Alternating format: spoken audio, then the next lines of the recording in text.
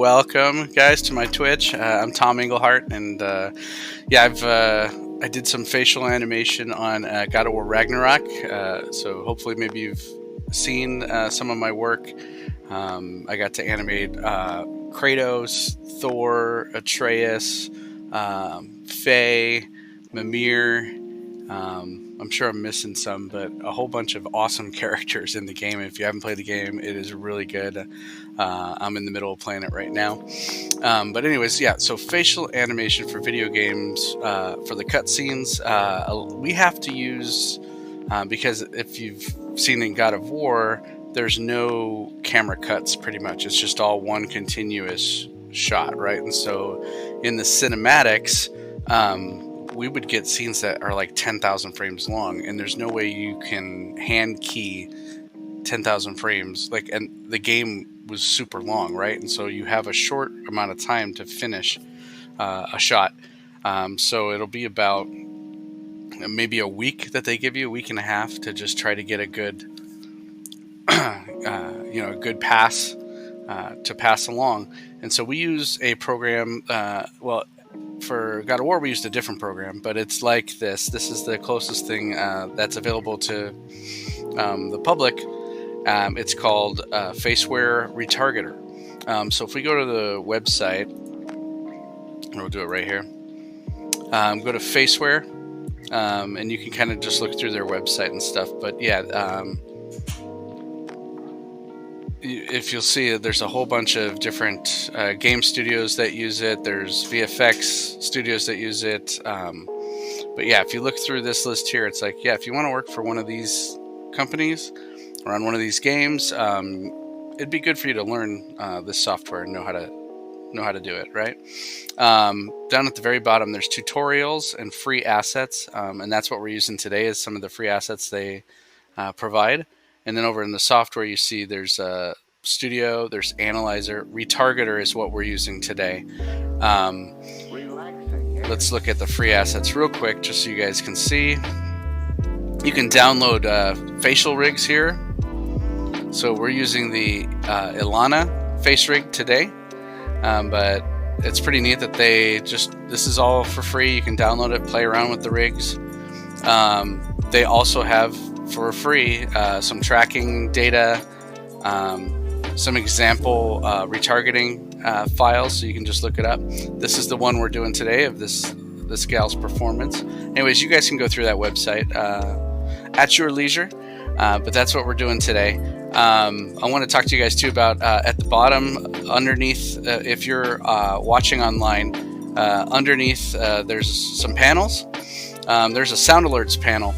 So a lot of times I can't see, or I don't know, the chat is on a different window for me. So if you guys are going to chat and you need my attention, you can hit one of these sound alerts. You can send a quack if you want, and there you go. And I can hear the quack, and then I'll know you guys need my attention. There's also a lot of other sounds in here we can play around with during the broadcast. Hello there. If you see someone new, you can say hello there. You see something you like, give some applause or a bruh. The buzzer, I kind of want to use, because a lot of people talk about this, the facial animation as mocap, and it is not mocap. And that's what we're going to go over today as we use the software called Retargeter. It's actually the animator that's putting in the poses that's making it happen. And so it's not mocap, but it's tracking. So let's go to the software. So we'll go into Maya. It's a plugin for Maya called Retargeter. So I go into the plugin manager. I look for Retargeter, and I load it. I don't auto-load it because it depends on what version of Maya you're using, but there are some issues at times, some bugs with auto-load. So just to be safe, I load it every time manually. And then that gives you this little menu bar up here, FaceWare Retargeter. There's free trial you can get, which is nice. So you get 30 days free trial. But here it is, and then when we open up Retargeter, we open up a performance track. So what this is FaceWare has another program called Analyzer, an analyzer will go in and an animator can go in and track different parts of the face. So what they'll do is they'll have this HMC right here. This is the head mount camera of the actor, and so you can see all the different facial features moving, and there's little trackers that you can move around and animate in Analyzer to create the data that we're going to use in Retargeter. So I already did all that beforehand, and so what we're going to do is just open up the performance, which is the Analyzer file, and then there's a character setup file where you just tell Retargeter what controls you're using and if they belong to the brows, the eyes, the mouth, the nose. So you just kind of set that all up. So we're going to load in the performance and give it a second. All right, sweet. And then you can just say okay to that error that pops up. It's not a big deal. So there, you see there's brows, there's eyes. I already have some. I'm going to take these guys out. Delete. This was from a prior tutorial. So there's eyes and then there's mouth. So what we're going to do today, we're focusing on the eyes and then we're going to jump into the brows. So what we do is first we start by here. Hold on a second. Let me look at the chat before I get going.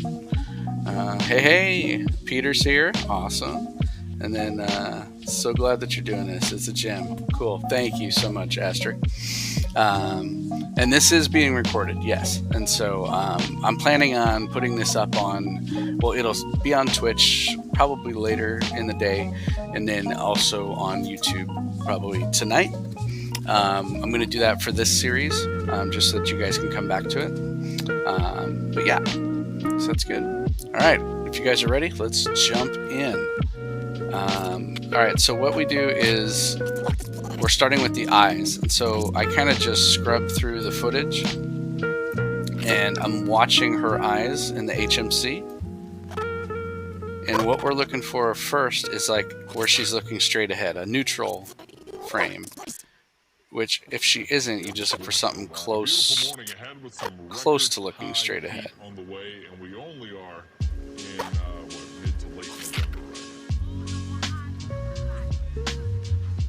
This here might be as close as we're going to get. So then in Retargeter over here, you just hit Add.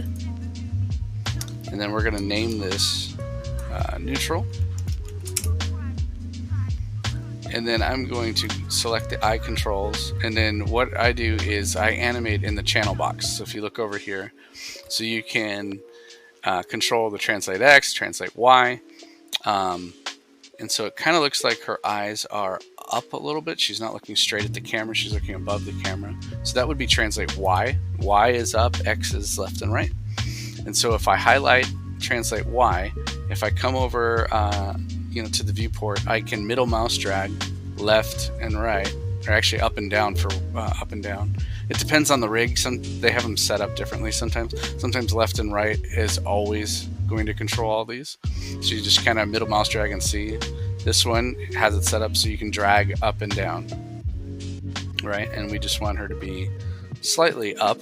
You could also just come in here and type in a number. So it's like, maybe we want her to be 0.2. So that's not high enough. 0.3, 0.4, 0.4 probably looks right for now. So you can do it that way as well. If it's moving too fast, there's these little controls up here where you can adjust it.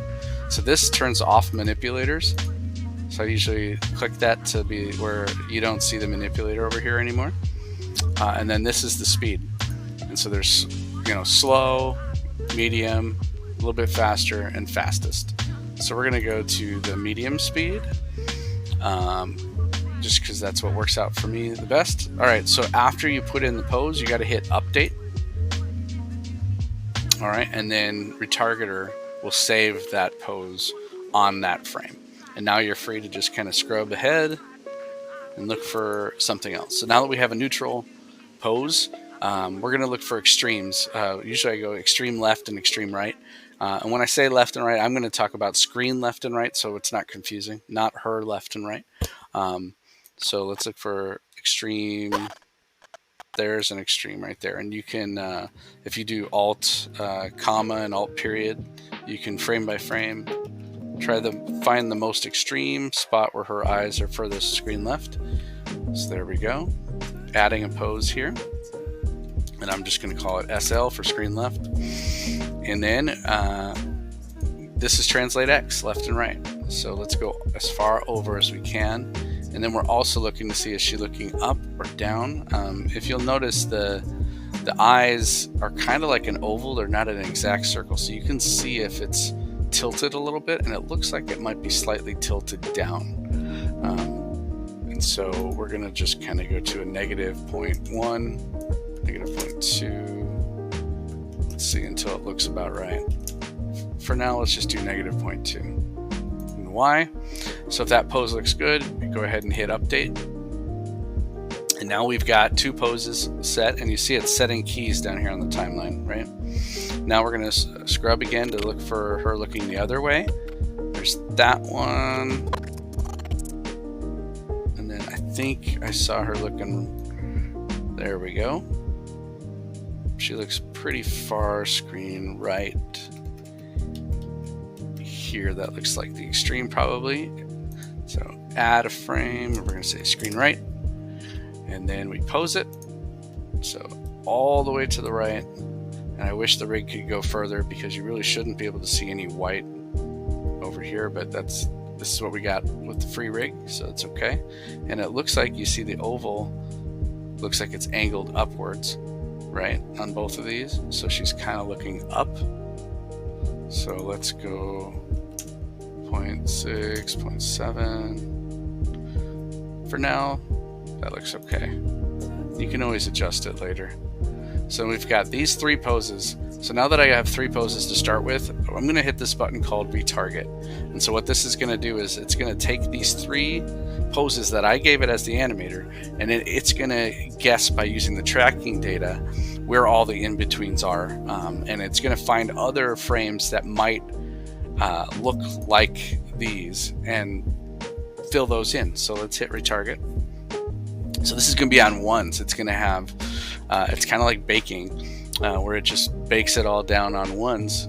So you'll see there's a key on every single frame, which is pretty cool because then you can go into the graph editor and adjust everything how you want eventually later. So what retargeting does is, like I said, this isn't mocap. I don't like using the word mocap when we're talking about this type of animation. It is you have to kind of change your brain into how you animate, because it's not necessarily keyframe animation either, although we get to that in a later stage. But right now what we're doing is Retargeter gets us about 70% of the way there, which is really nice, you know. And so like you'll see with the eyes, I just put in three keys and the eyes are already moving with her face. And the reason why I say it's not mocap is because when I didn't have any keys in here, even though the data was in there, there was nothing happening on the rig. With mocap, the data moves the rig. But with retargeting, the data doesn't move the rig. I move the rig. I tell it, so it's not going to do anything until I give it information as an animator. So which is great because you know, I can use my artistic sense. The director can use their artistic sense. You can push things. So maybe the actor didn't look as far right as she should have, and then you can adjust that and kind of make those tweaks and stuff. So what I'll do next is just kind of scrub through and see where do I need to add more keys.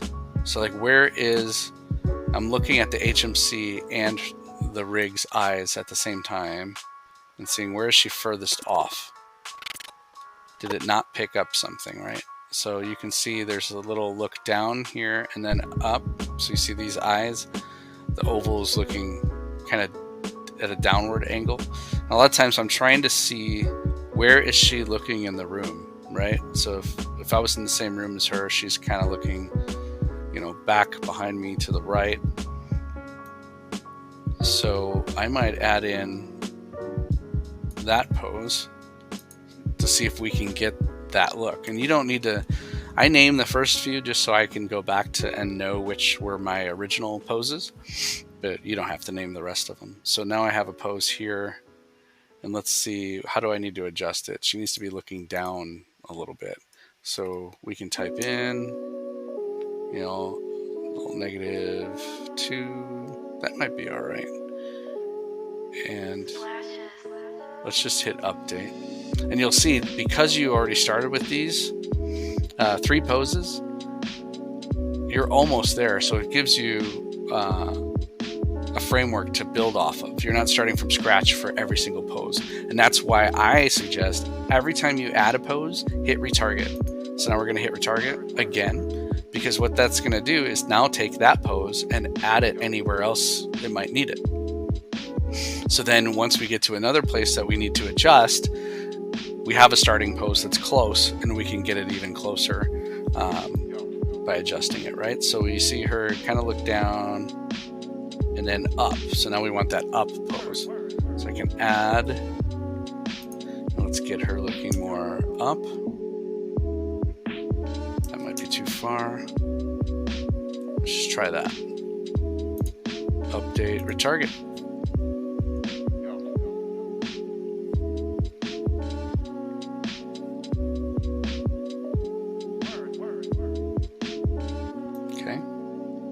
So you see she looks down and up. You know, if it's not happening fast enough, that's stuff we can adjust later. So like if there's eye darts and things like that and it's not picking it up. So, because like I said, retargeter will get us about 70% of the way there. So I'm going to spend a lot of time retargeting, trying to get it as good as I can. And then I get to go into the graph editor. I shut down retargeter and I'm done with that. And now I'm animating, you know, keyframe and using animation layers, whatever I need to do to get the performance that we need, you know. And I can adjust the base layer if I need to, but a lot of times we might just leave the base layer, which is the data that we got from retargeter, and just add layers on top of that, you know. So let's look through again and see if there's a spot where the eyes are off. Right there, she looks up more. That look is probably not looking as high up as we want. So I'm going to type in, let's just try that. Update, retarget. All right, while that's retargeting, I'm going to look in the chat. What do we got here? Nice. All right. Good to see you guys. I'm so glad you guys are all here. Some of you weren't here when I was talking before, but yeah, if you, you know, underneath the stream, there are some panels, and there's a panel with sound alerts. So if you ever want to get my attention, you can hit one of those sound alerts and let me know. There's some fun ones in there. So yeah, just go ahead and have fun with that. I think if you're on mobile, there's just some icons up at the upper right that you can click on that can give you some sound alerts and stuff. But that'll help me because I'm not always looking at the chat. If you guys want to get my attention, you got a question, just hit me up with the sound alert and then I'll take a look. All right. So this is retargeting. We're getting the eyes as close as we can. And for today, just so we can get to the brows, I'm not going to spend a lot of time on the eyes because the brows might need a little bit more time and finesse. We'll see. So we're just scrubbing and looking at the difference. So did that look up actually happen well? And we'll know, because now it looks like when she looks here, she might be looking up a little too high. So I think to get that contrast, I'm going to add a key here. We're going to bring this down. Update, retarget.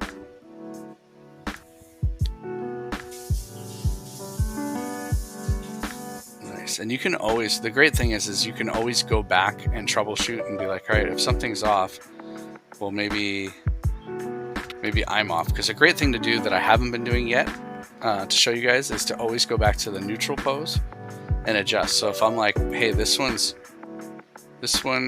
like I can double click neutral, I can double click screen right.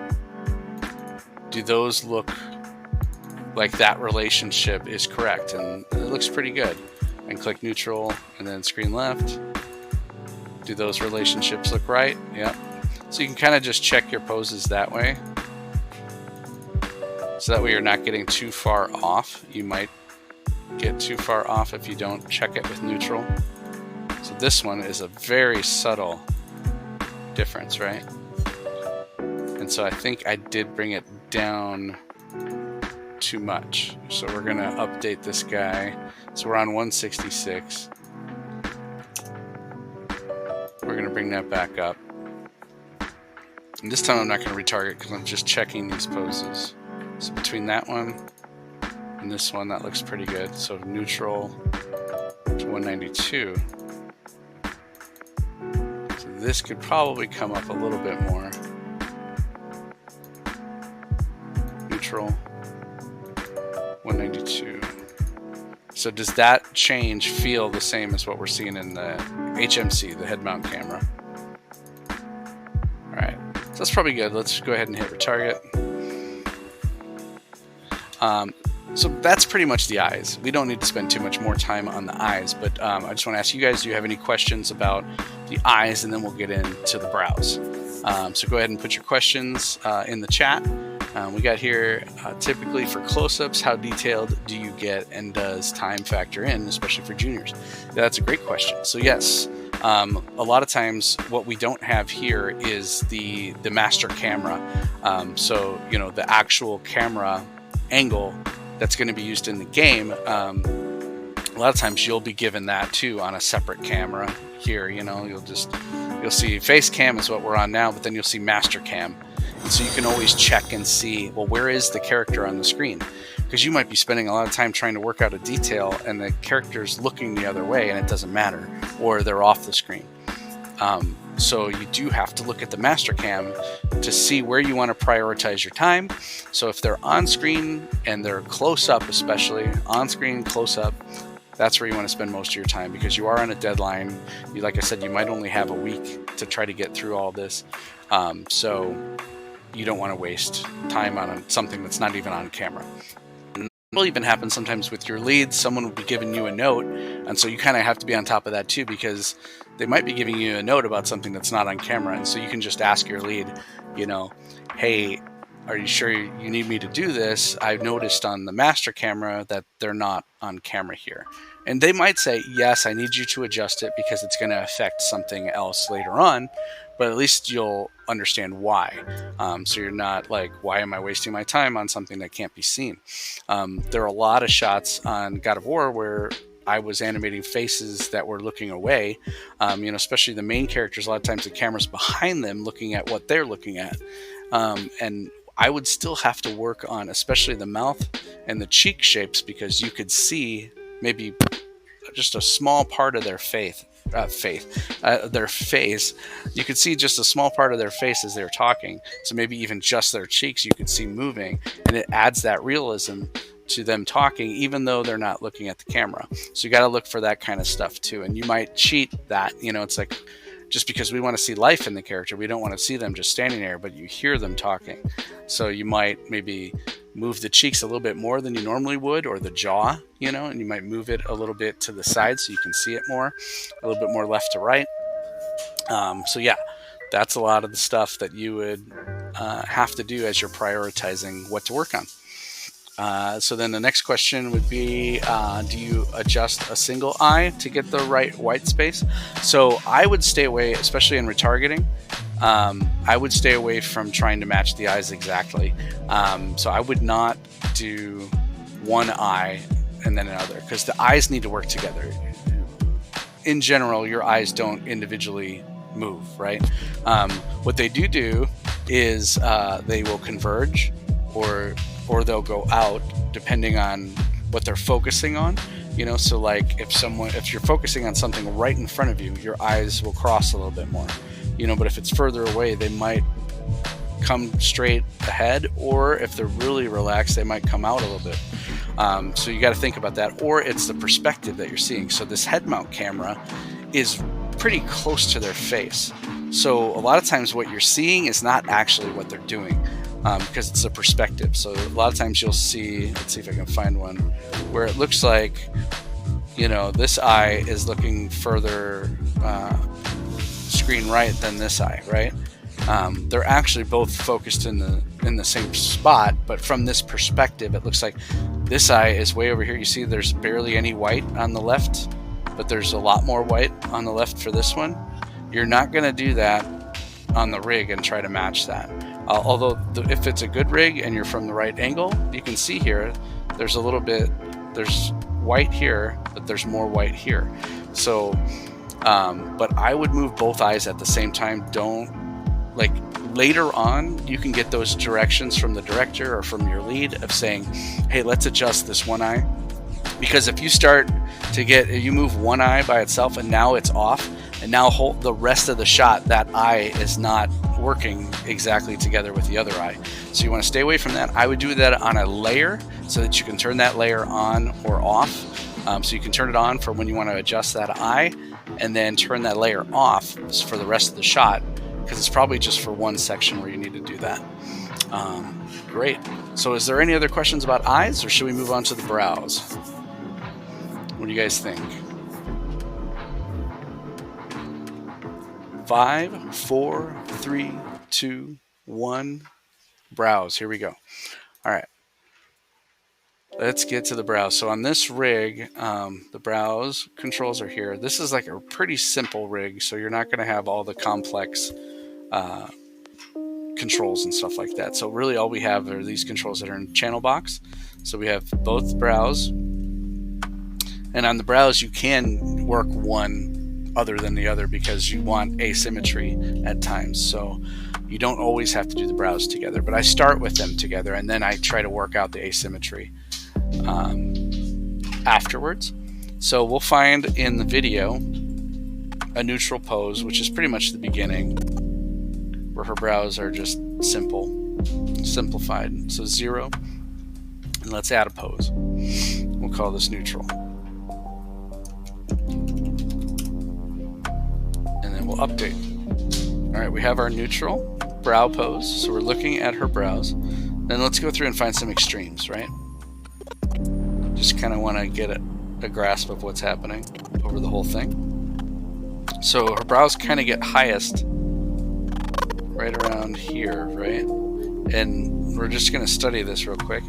You can see this one is furrowed in and the inner is up higher, but the outers are up as well, right? So let's add, if we add a pose here, we'll just call this up, even though it's doing a lot of different things.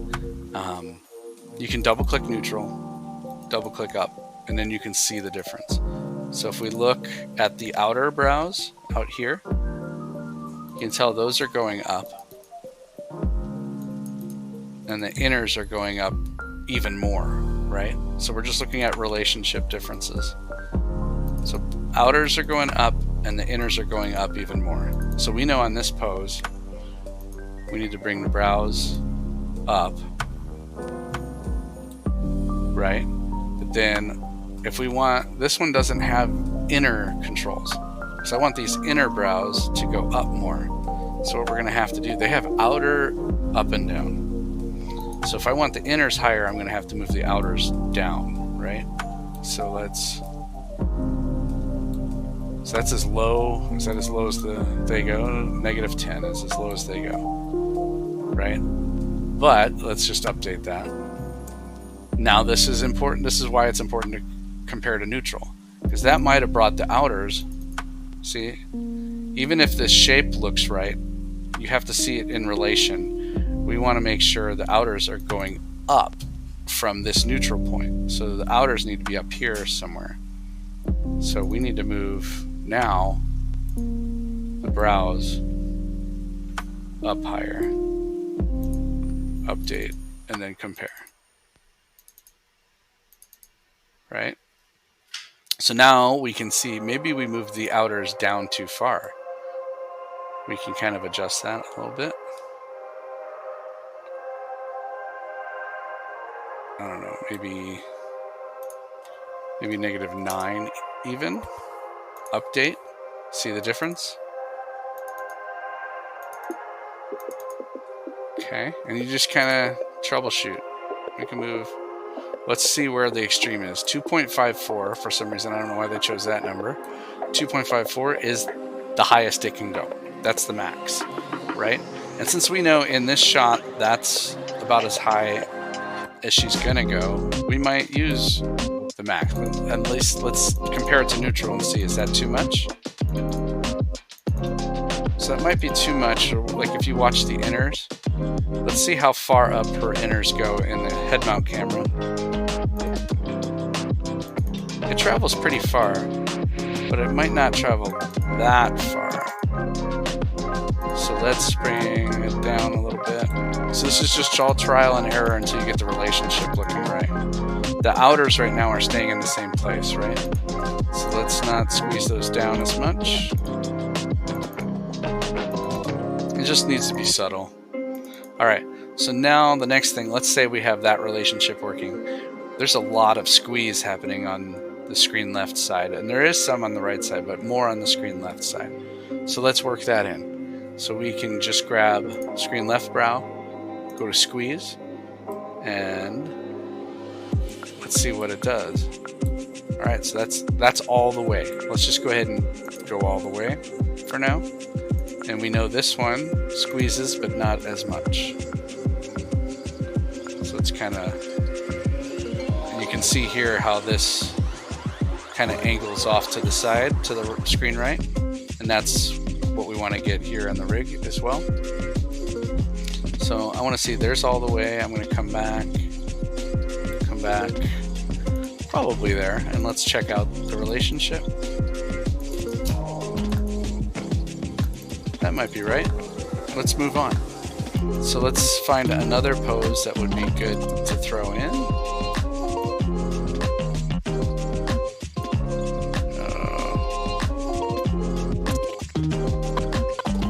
There's that one. I don't want one that's exactly the same or close to what we had before. So let's find something. So this one, where she's kind of like determined. We'll add a brow pose there. Make sure we got them both. Both controls selected. All right, so now we're on frame 295. And what I can see here, if we compare it to neutral, right there, her brows are relaxed. Here, they're tensed up, right? So you can see tension right here, which means the squeeze is on, but it doesn't look like they're up that high. Let's look at all the relations.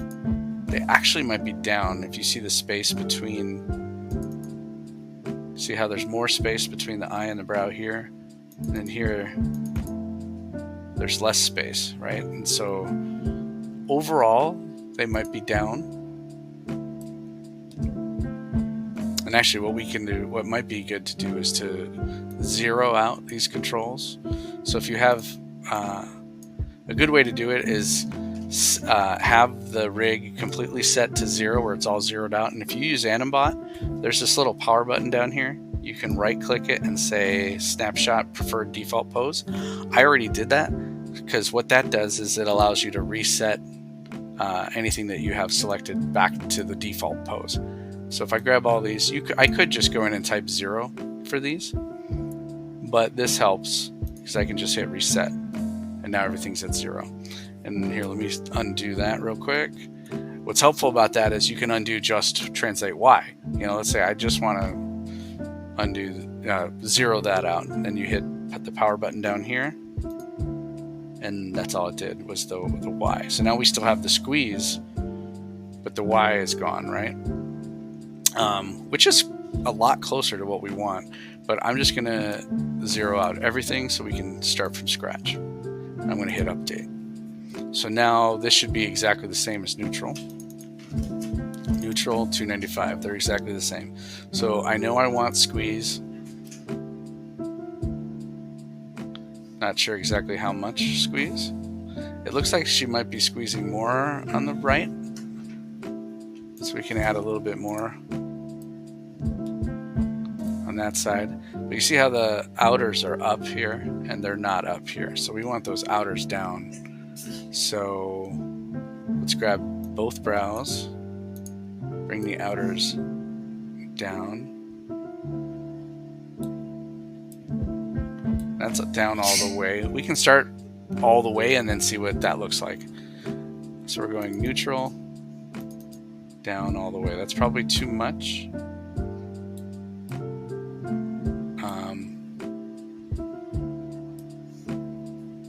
What we could also use is this, the Y, right? And we can bring them down that way.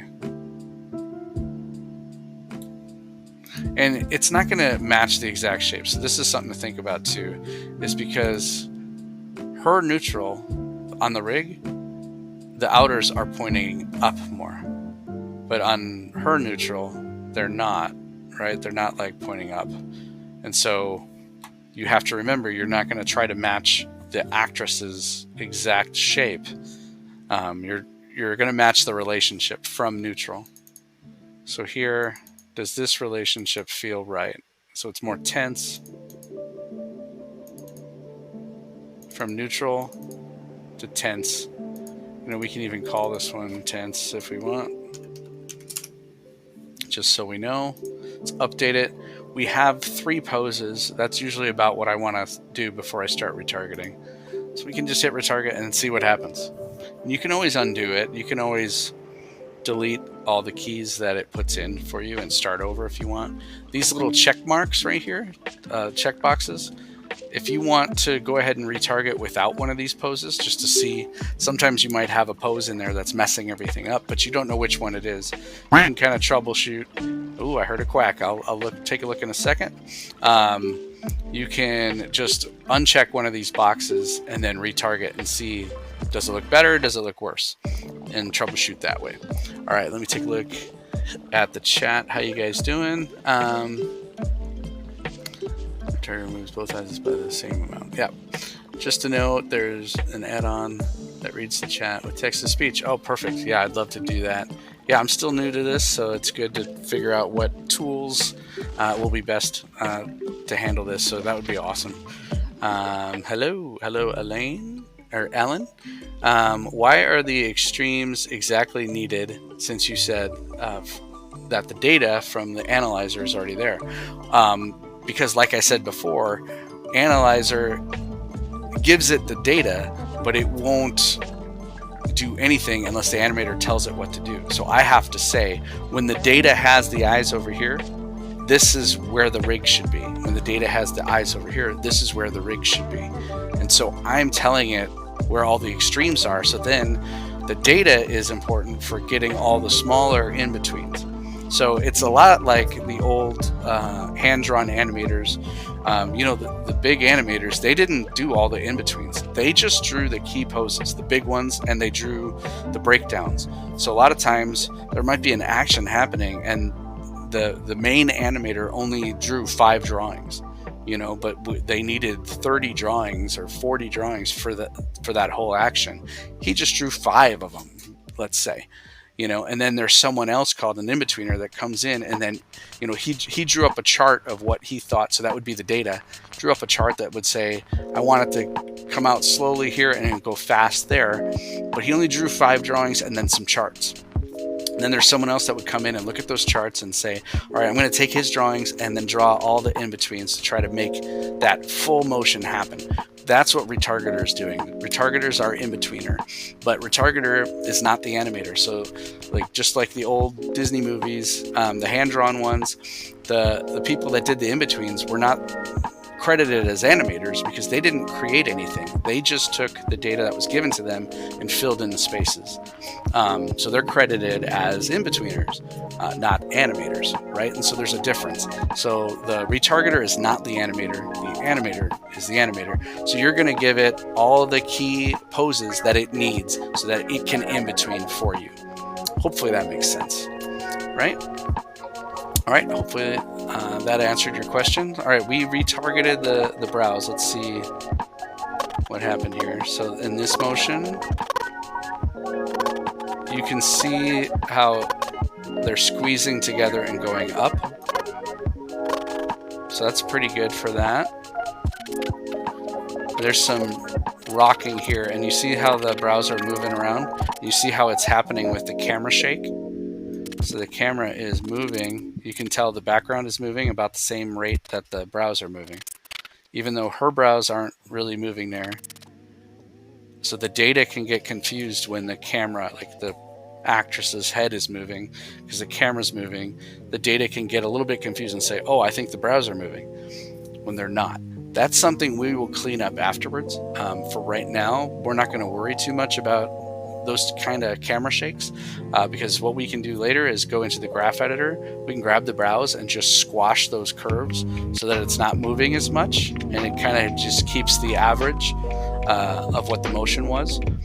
That way it still feels real.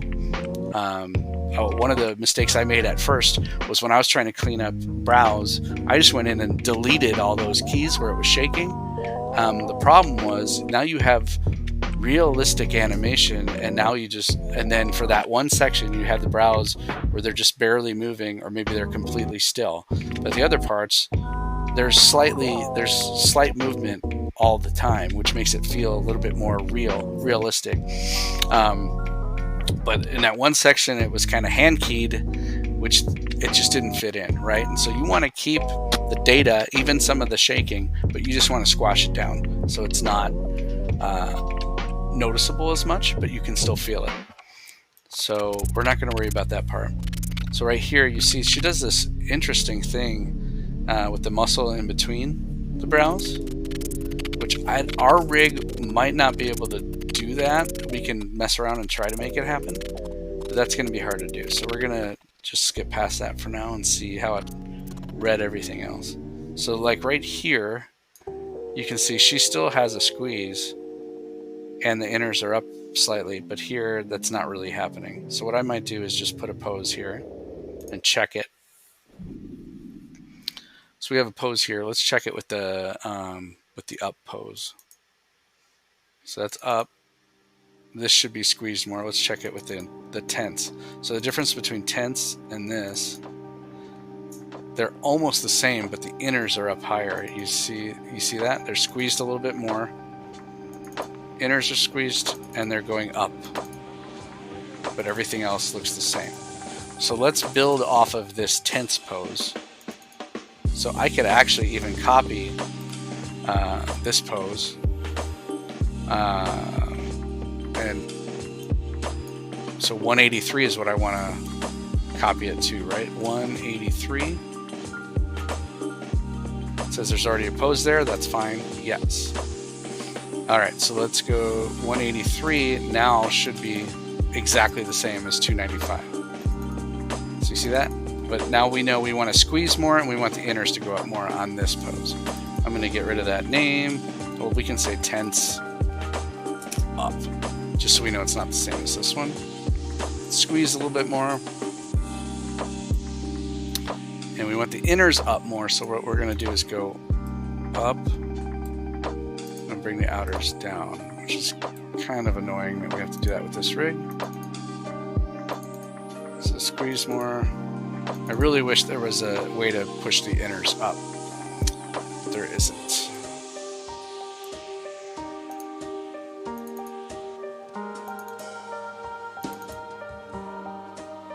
Now I'm thinking on the tense one, I might want to squeeze it a little bit more, make it more tense. And let's compare that to neutral. That's about right. So now the difference in squeeze looks right here.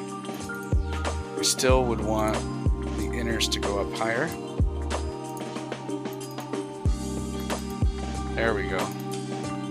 So now you see the inners coming up, but now this one is a little higher than this one, right? And so what we can do is individually bring this one back down slightly. Let's see the difference there. That's probably right. And that's updated. Sometimes I'll double check, update, retarget. And we'll check that 183 area and see how the brows are doing. Okay. So there we go. So let's just go from the beginning. They squeeze, they go up. Come down, they're still tense. There's a difference here where that screen left one goes up higher. So we had 180, what was that, 183. but then she brings that screen left brow up higher. Let's say it's at 200. So now we're going to check the difference between this pose and this pose. You see that? So it looks like screen left goes up, screen right might come down. Like I said, she's using a muscle that's not in the rig. So we're just going to get as close as we can. Screen left. Bring it up a little bit more. And let's just look at screen left. We're looking here.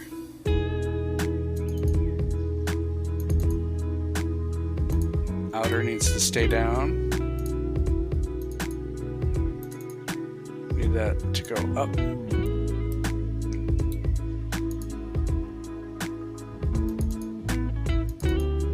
There we go. And then maybe we'll make the screen right one come down a little bit, just to contrast it. Maybe there's a little less. Well, we want to make sure, oops, the outer stays down. So that might be too much of a difference there. So I'm going to bring screen right up again. Yeah, it's just subtle. So for now, just for demonstration purposes, sorry, let's just say that's good enough. Retarget. Cool, cool. Awesome. Hi, Tauntaun. Nice to see you. Saw one of my posts on LinkedIn. First time here. That's awesome. Sweet. Good to see you. All right, Peter asked a question. Let's see here. I know in some animation you can do locators plus a lattice and animate a cluster. Is this something that you do as well in game animation? That would be more for like body animation and stuff like that. You can do that kind of stuff. For the face, we're not going to do that. We have to stick with, especially because some, you have to remember, this goes into a game engine, which is then going to be animated in real time and stuff. And so everything we do in Maya has to translate into Unreal or whatever game engine they're using. And so if you start using a whole bunch of constraints and manipulators and that kind of stuff, it's gonna deformers. It's gonna not necessarily translate. Yeah, you could bake it down, but you might be moving some points in the geometry that, you know, all of a sudden you put it into Unreal. It looks great in Maya, but now you bring it into Unreal and it didn't do that at all. So we try to, as much as we can, just use the controls we were given. So if there's some sort of facial thing you need to happen that's not happening, what I would do is go back to the rigging department or the client if it's not in-house, the client who provided us the rig, and we'll say, look, if you want this level of detail, you need to add this control for us. And so you have a little bit of back and forth there. They can add in that control. So like I would say, I need inners to go up. Otherwise, this is going to be a nightmare project. So then they can go back to their rigging department, make sure that the inners move up and it looks on model, because that's the other thing. You got to make sure that the characters always stay on model. Because if I just, as the animator, started going in and using deformers and changing things, it's like, okay, well, that looks more like the actress, but then the client's like, that's not what we want. That's not the character. So you got to serve the character. You also have to serve the client and whatever they want. And so you do as best you can with what they've given you. A lot of times you're going to get crappy rigs, and that's just how it is. And so you do your best and you ask them for help. If they say, no, we don't have time to change the rig, just do your best, then that's what you have to do. But more often than not, they're going to go in and fix it and bring it into you so that you can have a better rig and make those changes. Yeah. And so there are some clients who will just spend even more money than they were planning on, just because, we might have to tell them, hey, to make this better. They wouldn't know that until it got into animation, and then an animator tells them this could make it better. So you just have that back and forth.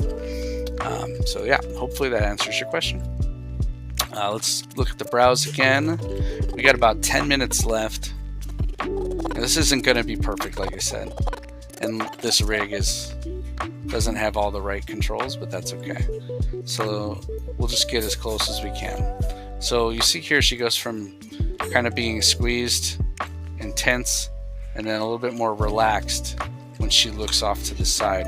A lot of times you'll notice if someone looks screen right, this brow will probably be a little bit higher than this brow. That happens a lot naturally, and it's also perspective. Depending on the camera angle, it might look like that brow is higher because they're looking that way, but it also helps lead your eye as you're watching it. It's like, I really want to read that they're looking screen right. I'll purposely move that brow a little bit higher just so that everything opens up that way. So if it didn't look like that here, I might do it anyway. Just bring this brow up slightly higher, just because I know that's going to read a little bit better. So let's select the brows, and I think we'll just use this pose. So we know there's less squeeze. So if you hear someone say it's more relaxed, that just means less squeeze, right? So more tense, more relaxed. And squeeze is, like when it's usually the center part of the brows are pushing in. The inners are kind of coming in and furrowing. If you hear the word furrow, it's kind of like you get that crinkle right in between your brows. So that's a furrow. There's the furrow that goes down, and there's the furrow that goes up. If you're more concerned or more worried, the inners will go up, and that's more concern and worry and sad, right? And if they're down, it could be more angry or more just focused, just a focused energy, more intense. All right, so we added this. Let's go from the previous to this just to see. It looks like if you look at her brows, the difference between tense and here is mostly the screen right brow. So you'll see because she's looking screen right, that brow is more relaxed. The screen left brow almost still stays tense. It's probably a little bit relaxed, but the screen right brow is definitely relaxed. So that's what we're going to do. We're going to do these separately. We're going to do less squeeze. And we're just going to update that and then see the difference. And actually, before we do that, I'm going to copy. So 351. So we're going from 295, and then here we just say we want 351 to start off as that tense pose. And I'm just going to say screen right. Look. Yes. All right, so right now they're going to be exactly the same. We know we want less squeeze on the right, screen right. And let's see the difference in the relationship. So you see screen right is less tense, and the outer is actually up higher. So let's bring that outer up. So you can see the difference there. We're looking at this screen right brow on both the HMC and the rig. You might even be able to bring it up more. All right, and it looks weird if you only move one brow in animation and you don't move the other brow. That looks weird. So you're gonna, they're connected. Especially the inners are connected to each other. So if the inner is changing, we see that happening. There's going to be something happening with this inner. So I'm just going to move it up a little bit, even though we don't have exact control of that inner. We can just move the whole brow up slightly and move the outer down. Let's see the difference. There, so at least something is happening screen left. And it's not just the screen right side happening all by itself.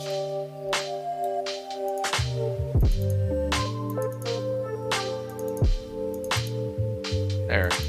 So you can see how this inner is moving. Everything's kind of moving screen right. And then look at this screen left inner. And there's a difference there now. Right? And let's compare it to neutral just to see, are we too far off? See, and now we are. So this is like a game of telephone. Because I was comparing to all these others and not going back to neutral, we've kind of gotten off of neutral. So you look at the difference between this pose and this pose. and we're looking at the space between. This one might be a little bit too far down altogether, which means the tense one is probably too far down.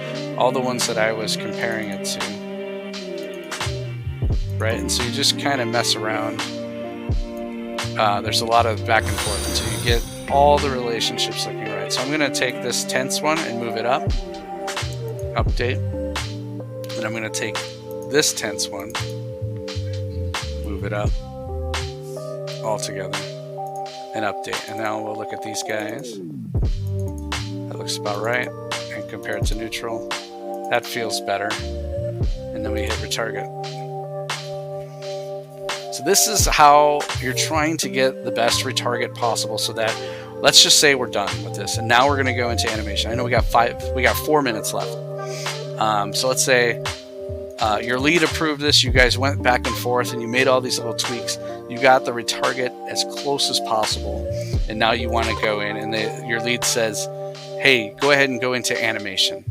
And so what we'll do is, I'm done with retargeter. Now this is my animation, right? And so now I'm going to go in, and this is where you can use animation layers and stuff. We can go in and look at the curves in the graph editor and start adjusting things that way. So let's say the director says, you know what, I want, when she looks screen right, I want this brow to move up quite a bit. I want both brows to move up, but I want the screen right one to move up. What we'll do here is, so I've got the brows selected, I'm in the graph editor, with the brows selected. If you select this button here, if you're looking over here, anim, we're going to make an anim layer based on create layer from what's selected. So I have the brows selected, click this button, it makes a new layer, and the only controls that are happening in this layer are the brows. So that's nice. And so then I could always turn it on and off with this mute layer. So I can see the difference of the base layer is all the data that we put together from retargeter. And now I can add on to that. And you want to make sure this is an additive layer. So you go to layer mode, additive, not override. If this was an override layer, what it would do is it would just, whatever I put in here, it would override whatever information's on this layer. But what we're going to do is an additive layer. So what we can say is, all right, yeah, the brows are at this spot, at this part, but I want them to go slightly higher. So what I usually do is find where the spot where it looks good, and I'll set a key. So at 330, the brows are going up here. So let's say the director between 330 and 344, he wants both brows higher, but he wants the screen right one even higher. So I know at 344, I'm going to bring brows up, both of them, right? But I'm going to select the screen right one and go even further, right? And I have auto key on, so that just already keyed it. So then I can go back and forth and see, does this look better? This relationship. Let's say the screen left one went up a little too high. All right, translate Y, bring it down. Now check it. All right, let's say, okay, that's what the director wants. So now you'll see, I just added that on top of the data that we already had. So now her brow is making that adjustment. But we also see there's some weird jitter. See in the squeeze, it's squeezed and then it's unsqueezed. This is where we can go into the base layer. And we can say, I want to adjust the squeeze on this right brow. So squeeze right here in the channel box, right? And I want to do it on the base layer. So we come in here. We can say, if I select squeeze right here, this is the curve for squeeze. We can highlight a section, hit F, and it zooms into that area. And we can see there's all kinds of crazy things happening on the squeeze, right?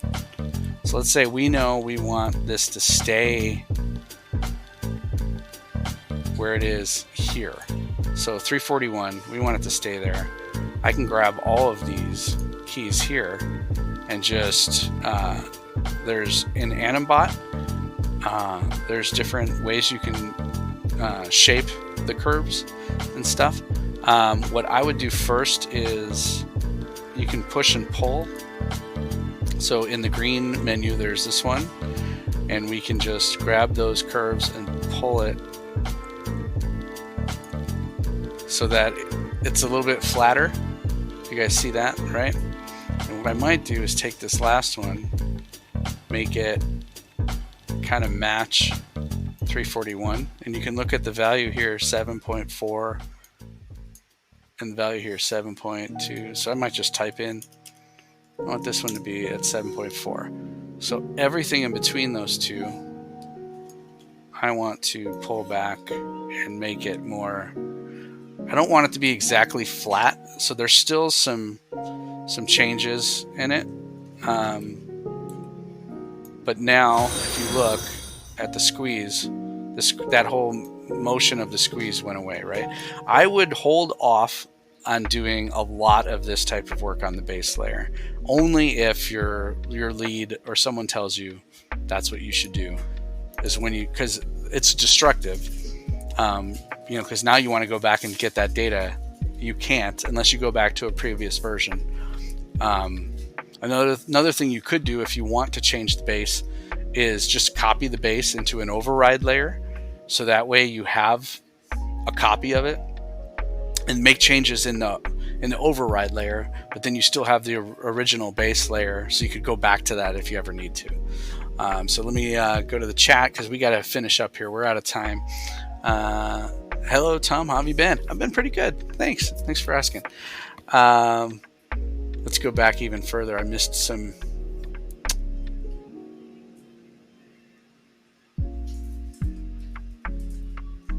Okay, do you have performance capture base, or is this full keyframe and the cam is just a reference?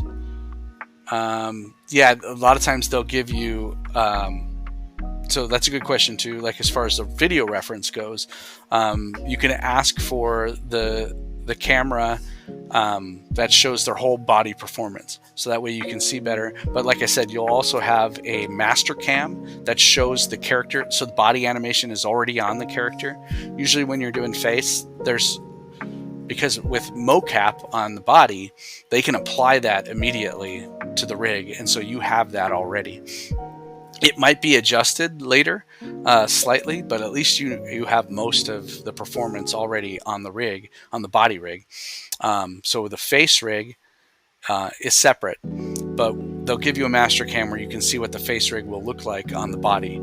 But then you can also ask for, they don't always give it to you, the video reference of the actors in the room, so that you can see, you know, more clearly see what they're doing, and maybe better understand what's happening on the face. So that's a good question too. Let's see here.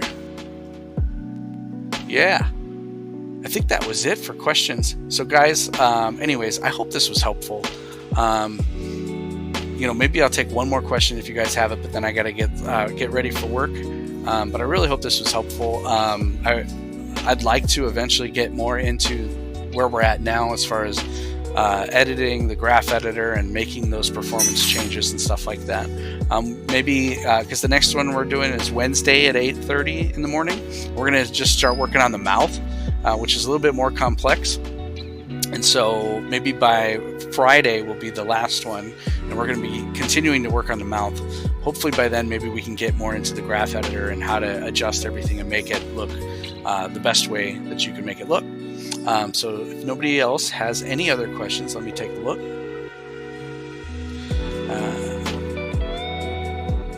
Oh, is that Jeremy from, yeah, from Game Class. Awesome. Good to see you, man. That is really cool. Enjoying the streams, Peter. Thanks. Looking forward to more of them. Me too, guys. All right. So if that's it, I'm just going to say goodbye, and thanks for coming, guys. So we'll see you Wednesday morning, 8:30. See you then.